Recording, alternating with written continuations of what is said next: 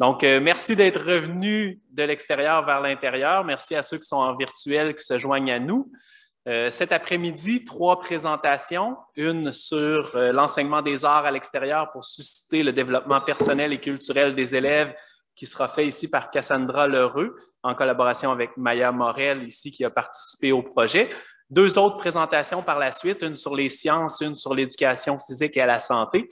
Ensuite, nous aurons une petite pause où on va vous demander de sortir car nous allons réorganiser la salle pour notre activité bonbon, notre panel avec nos praticiens. Donc, je laisse la parole à Cassandra. Bonne présentation.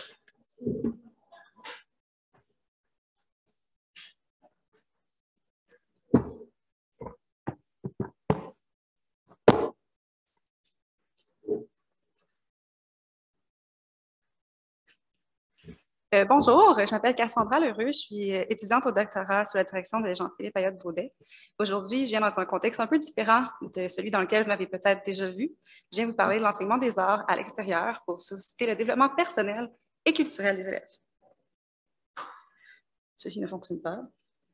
Cela non plus.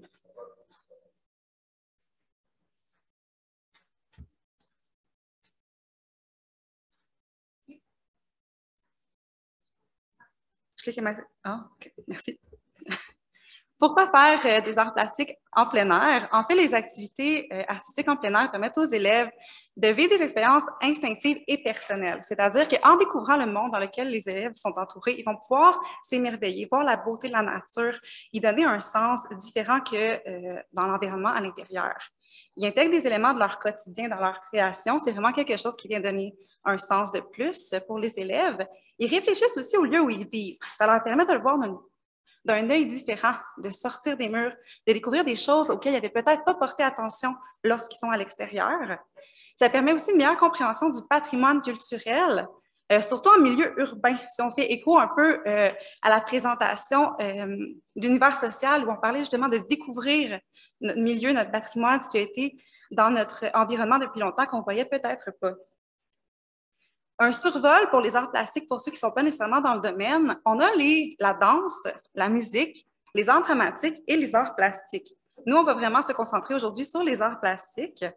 En art, on a plusieurs compétences. On a la compétence 1 qui est réaliser des créations plastiques personnelles.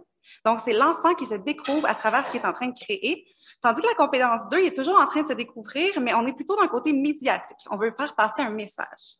Dans la compétence 3, on va plutôt être dans apprécier des œuvres, des objets culturels, des patrimoines. Qu'est-ce que l'élève en pense? Donc, nous, on va vraiment être dans les arts plastiques. Objectif de questions de recherche. Pour ceux qui étaient là depuis ce matin, je suis désolée, c'est toujours la même. Donc, décrire des pratiques enseignantes en plein air, en contexte scolaire, au regard des apprentissages des élèves. Mais dans l'analyse qu'on a fait en arts plastiques, on s'est posé 3 questions plus particulières. C'est quoi les types d'apprentissage en art qu'on a visé en plein air? C'est quoi les pratiques déclarées des personnes enseignantes? C'est quoi les motivations les plus fréquemment évoquées par les personnes enseignantes pour aller faire des arts en plein air? Dans notre analyse de contenu, on a ressorti 9 thématiques et c'est à travers 4 d'entre elles, plus particulièrement 3, qu'on a pu voir ressortir 2 thématiques très présentes dans la plupart, en fait, 2 thématiques présentes dans le corpus, soit le développement personnel des élèves et le développement culturel des élèves. Donc, dans les éléments où on est allé voir en profondeur dans notre analyse, on retrouve les apprentissages, les pratiques déclarées, les motivations et une partie qui n'était pas nécessairement liée, mais qui a un volet de plus là, avec des exemples concrets de qu'est-ce qu'ils vont faire les enseignants lorsqu'ils sont à l'extérieur en arts plastiques. On a un corpus de 13 personnes enseignantes au primaire, dont 12 personnes titulaires et 1 personne spécialiste. C'est majoritairement des personnes enseignantes au 2e et 3e cycle.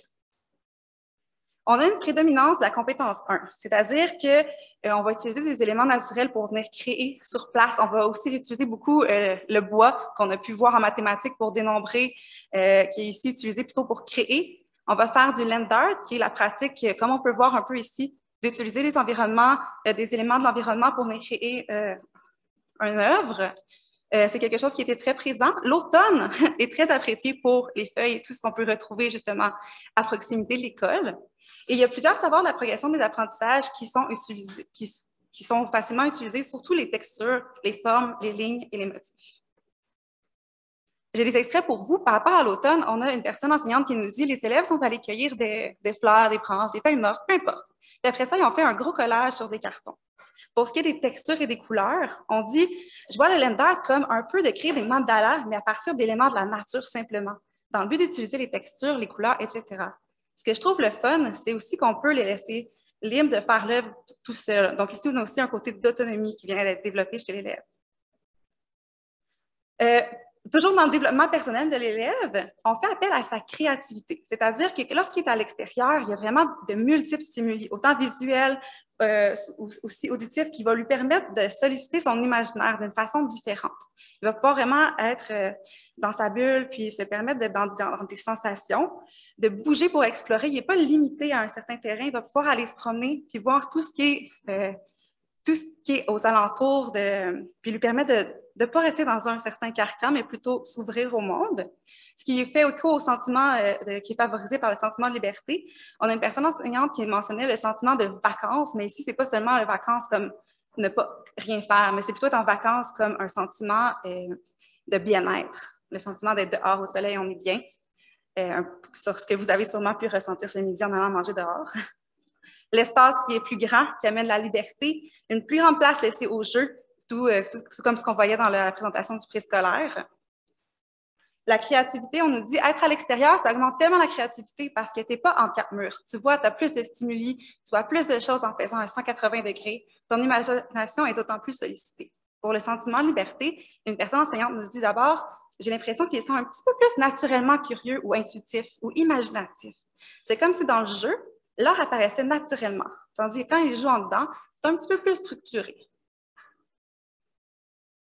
Dans le développement personnel, on a aussi un contact avec la nature qui est présent dans plusieurs disciplines, mais qui ici fait référence au fait d'être dans un contexte différent, oui, mais de toucher des textures nouvelles. Donc, d'aller explorer toutes les textures qui sont à portée de main. Ça favorise aussi l'envie de prendre soin de la nature parce qu'on lui donne un sens qui fait partie de notre création et fait maintenant partie de notre quotidien. Ça favorise aussi la collaboration. Donc, le droit de, pour une fois, aller voir « Ah, mais mon voisin, qu'est-ce qu'il est en train de créer » puis s'en inspirer. Mais aussi, à l'inverse, en ayant plus d'espace, on peut permettre aux élèves d'être plus dans leur bulle de création puis de peut-être un peu moins s'inspirer dans ce cas-là de ce qu'ils voient chez les autres élèves. Un choix naturel des équipes aussi, c'est fait à travers les personnes enseignantes ont observé qu'il n'y avait pas nécessairement besoin de donner des équipes. Les élèves le faisaient par eux-mêmes. Donc, pour le contact avec la nature, on nous dit je sais que plus les élèves sont à l'extérieur, plus ils vont faire attention à la nature, environnement. C'est pour les conscientiser, surtout quand on sait qu'il y a des milieux qui vont moins souvent dehors, que ce n'est pas la première activité qu'ils vont faire le samedi matin. Pour côté collaboration, un extrait d'un verbatim nous dit « J'ai constaté avec le temps que les élèves aiment beaucoup le simple fait d'être dehors. C'est aussi simple que ça. Je les sens plus détendus, plus attentifs, plus collaboratifs, plus impliqués quand on est à l'extérieur. » Au niveau du développement culturel des élèves, on retrouve beaucoup dans les pratiques un partenariat communautaire, c'est-à-dire d'utiliser les organismes qui sont à proximité, autant pour des ressources matérielles que pour des formations. Par exemple, on peut penser à des artistes connus, peut-être un peu moins connus, qui utilisent des techniques particulières auxquelles les enseignants vont aller faire référence. Ils vont inviter des personnes aussi, dont des personnes de communautés autochtones, des artistes de plusieurs milieux, autant en littérature, en œuvre de bande dessinée, par exemple. On a aussi un côté très fort d'interdisciplinarité avec la culture scientifique. Si on utilise une roche pour aller chercher la texture des stries, on va se demander cette roche-là, c'est quoi? Est-ce que c'est un minéral? Est-ce que c'est vraiment une roche? Est-ce qu'on peut les différencier? Les feuilles qui nous permettent d'avoir des textures aussi, c'est quoi le côté scientifique qu'on peut aller chercher? On va utiliser l'art d'ailleurs, qui vient ici faire écho avec l'univers social. Autant dans le temps, dans d'autres pays, cette œuvre d'art-là, qu'est-ce qu'elle nous permet, qu'est-ce qu'on peut réfléchir sur maintenant versus avant. Donc, pour le partenariat communautaire, on nous dit, c'est une artiste autochtone là, qui a illustré ça. Donc, les élèves, des fois, vont de la manière de quelqu'un, donc reproduire l'art à la manière de quelqu'un dans la nature. Puis, ils ont aussi invité un poète de Montréal, Antoine Desjardins, qui faisait, avec des cure-pieds blancs, des poteaux de téléphone pour que les élèves puissent s'en inspirer. Au niveau de l'interdisciplinarité, on dit, en début d'année, on peignait les sols. Donc, les couches de sol dans le fond. On avait été dehors prendre les échantillons de sol dans des petits pots maçons. On les avait comme observé, la couleur, la texture, puis tout ça. Donc, on a les sols d'un point de vue scientifique, mais on a les sols aussi d'un point de vue texture ici qui sont jumelés. Toujours au niveau du développement culturel des élèves, on a l'utilisation de l'art médiatique, donc c'est-à-dire vouloir laisser un message dans la communauté. On est plus ici dans la compétence 2, la compétence 3, qui est de créer des œuvres médiatiques, mais aussi aller apprécier ce qui existe déjà. Des objets culturels, par exemple, une enseignante faisait référence à une classe très multiethnique. Et plusieurs élèves venaient de pays dont un objet culturel sont les masques. On peut penser par exemple à l'Afrique. Donc, elle avait permis à des élèves de sa classe de leur apprendre sur leur culture, mais aussi de refaire des masques de différentes origines. Ou aussi des œuvres d'art publiques. Parfois, ça peut être, on va prendre des créations d'élèves qu'on va exposer comme des œuvres d'art publiques ou on va aller observer des œuvres d'art publiques faites par des artistes connus. Au niveau des arts, on a 2 extraits ici qui étaient particulièrement parlants, parce que c'est sûr qu'on pourrait le faire en dedans. On pourrait faire de l'art éphémère, c'est-à-dire qui s'enlève avec le temps, en dedans, mais je trouve que ça n'a pas la même portée ou le même sens. Donc, on le fait beaucoup dehors, puis j'ai remarqué que les élèves souvent disaient « Ah, bien, on pourrait mettre ça puis pour que les gens le voient. » On fait aussi un arbre souvenir pour ceux qui étaient décédés de la COVID.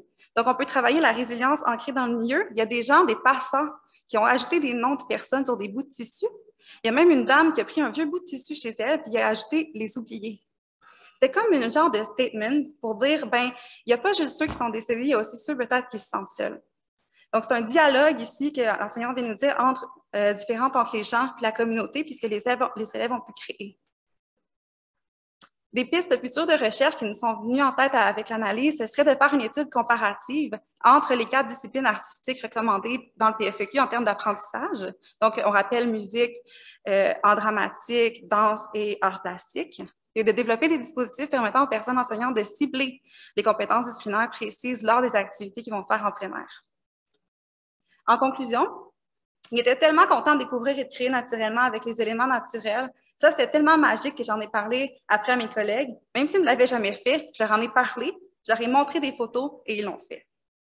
Je trouve ça important que mes élèves soient en contact avec l'environnement extérieur. Ça permet aussi de sortir du contexte de classe, de vivre autre chose avec eux dans un contexte différent. Donc, merci beaucoup. Je vais prendre des questions.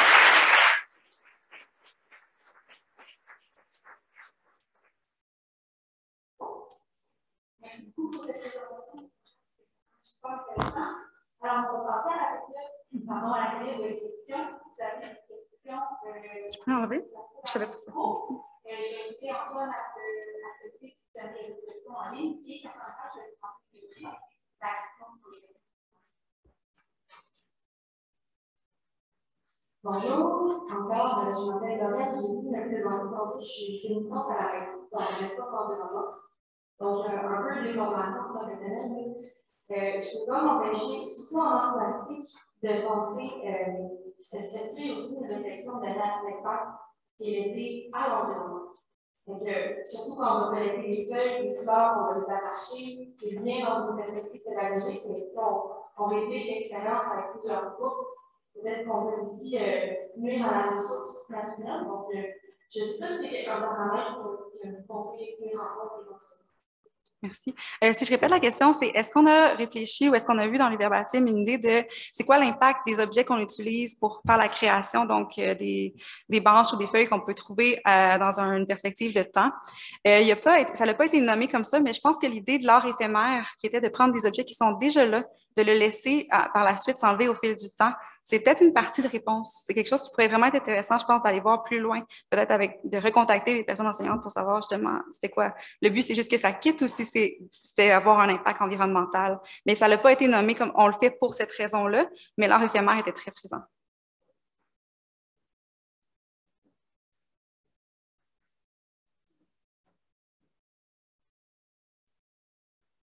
J'ai une question, je me demandais, est-ce qu'il y a des éléments en lien avec les arts qui ont un petit peu surpris que rien que vous avez en école dans les résultats que vous avez comme touché? C'est quelque chose que vous avez surpris dans votre.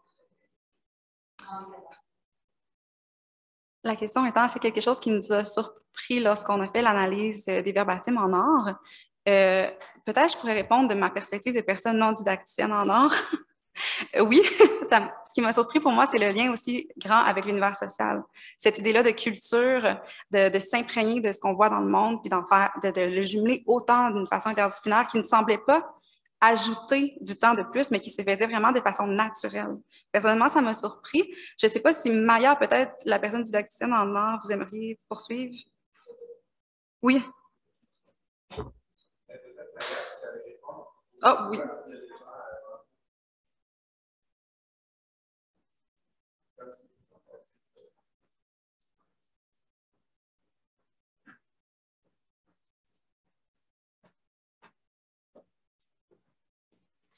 Oui, donc vous avez compris, j'ai assisté Cassandra dans sa recherche, bravo, parce que c'est elle qui a fait le travail et j'étais là pour l'accompagner, pour l'appuyer. Personnellement, quand j'ai fait une lecture des données, oui, j'ai été surprise, agréablement surprise par des verbatims qui témoignaient du lien entre les arts plastiques au primaire et la culture, parce que c'est vraiment un lien qui est très souvent négligé. On va réduire les activités en art plastique au primaire à un simple bricolage. On va aller dans la nature, on va coller des feuilles mortes, on va ramasser des pierres puis dire oui c'est beau, mais on oublie que dans le monde de l'art, il y a des courants artistiques, il y a des mouvements, il y a des artistes très engagés pour la nature, pour protéger la nature, pour célébrer la nature, ou même qui produisent des œuvres d'art militantes qui sont en fait qui démontre cet engagement de l'artiste pour la nature. Ça s'appelle l'éco-art ou art écologique. Donc, c'est des références sur lesquelles on peut s'appuyer. Et je reviens à la question. Donc, ça m'a agréablement surpris de voir qu'il y a des enseignants de primaire qui s'appuient sur la culture pour amener les élèves plus loin que d'un simple bricolage qu'on peut se permettre de le faire en parascolaire. Donc, on est en classe, on est à l'extérieur, pardon, et on a des compétences à développer, que ce soit en classe ou à l'extérieur, en art, aussi bien qu'en mathématiques, en art, on développe des compétences. Donc, ça a été vraiment pour moi une belle surprise. Voilà. Je reste ici avec toi.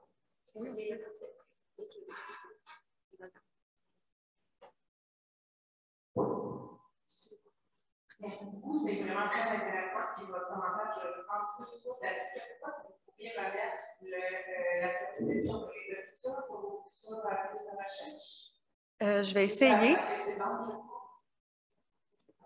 Non. Oui. Donc, le deuxième, développer des dispositifs permettant aux personnes de cibler confidentiellement. Donc, je présume que ça rejoint ce que vous dites là, les gens l'ont nommé dans les commentaires, mais c'est comme n'était pas ressorti tantôt dans la présentation. C'est dans cet esprit-là que je trouve ça vraiment très intéressant. Aussi des formations professionnelles, je pense, pédagogiques. Donc, effectivement, on ne veut pas juste aller à l'extérieur pour aller à l'extérieur, mais de faire tous ces liens-là, que ce soit en art ou dans les autres disciplines. Là, je trouve que c'est une piste vraiment fort intéressante qui va aider les milieux, en fait, dans les futures recherches aussi. Oui. OK. La dame qui s'est adressée à nous est conseillère pédagogique et elle remettait en lumière le deuxième objectif. C'est-tu moi qui fais du feedback? Qui serait de développer un dispositif permettant aux personnes enseignantes de cibler les compétences disciplinaires précises en plein air, en art plastique. Puis, elle disait que c'était quelque chose qu'elle voyait comme pertinent. Elle se demandait si elle allait avoir des formations ou quelque chose de plus dans cette idée-là. Oui, donc je vais continuer ma réponse de tout à l'heure. J'ai été surprise aussi par le fait que très peu de participantes et participantes à notre recherche ont évoqué les compétences disciplinaires. Et je conclus que c'est la même difficulté qu'on a, que ce soit les arts plastiques en classe ou les arts plastiques à l'extérieur. On a du mal à cibler avec quel savoir l'élève va partir après cet atelier. Est-ce qu'il s'est tout simplement amusé soit avec des feuilles ou avec de la peinture à l'eau dans la classe, ou il part avec un savoir. Donc, c'est vraiment, merci pour votre question, c'est un gros chantier sur lequel on va réfléchir, on va œuvrer pour appuyer nos collègues, les enseignants, parce qu'on manque de matériel et on manque de cette orientation vers des savoirs disciplinaires. Merci beaucoup pour votre question. Donc, une question de participants. Quels ont été les éléments déclencheurs pour les personnes enseignantes pour l'activité de l'aide art? La notion d'approche sensible a été utilisée. Peux-tu répéter? L'approche quoi? Donc, quels étaient les éléments déclencheurs pour les activités de l'aide art? Je vais répondre en deux parties. L'approche sensible n'a pas été nommée. Puis les éléments déclencheurs, je vous dirais, c'est peut-être un peu revenir à ce qui a été mentionné dans une des présentations plus tôt ce matin, mais l'idée de commencer par y aller, laisser les enfants découvrir, les laisser prendre, puis souvent d'eux-mêmes y aller créer avec ce qu'ils trouvaient. C'était peut-être un début. Souvent, ça commençait là, mais outre ça, il n'y a pas eu un déclencheur personnel qui est ressorti parce que justement c'est personnel. Comment t'en as dit? Bonjour, je voulais savoir si vous avez envisagé le fait que l'enseignement extérieur des arts plastiques pouvait être plus ciblé comme étant de l'art-thérapie, qui serait un endroit où les enfants vont se réaliser. Donc, les compétences ne sont pas nécessairement nécessaires à l'art extérieur. Oh, il faut répéter la question. Avez-vous envisagé que l'environnement extérieur pour faire les arts en art plastique pourrait être vu plutôt comme un milieu d'art-thérapie plutôt qu'un endroit où on doit absolument voir les compétences? Merci pour votre question. C'est une question très souvent qu'on me pose quand j'enseigne. Avec tout mon respect pour les arts thérapeutes, nous, en enseignement au primaire, on n'a pas cette compétence. On n'est pas formé pour faire de la thérapie. Donc, c'est pas prévu par le programme scolaire ni par notre programme de formation. Il faut savoir que c'est une autre spécialité. Donc, nous, on ne travaille pas cet aspect, bien qu'on sait qu'il y a des bienfaits de l'art, mais c'est pas notre métier. Donc, c'est un autre ordre professionnel et ça serait bien de ne pas mélanger comme les personnes, par exemple, qui se forment en psychologie ne sont pas automatiquement des psychanalystes, n'est-ce pas? Donc, il y a l'art, mais il y a des ramifications, tout comme le design ou des artistes professionnels. Nous, on est en tant qu'enseignants des savoirs essentiels d'une discipline et on ne va pas glisser vers autre chose qui n'est pas notre domaine de compétences. Merci.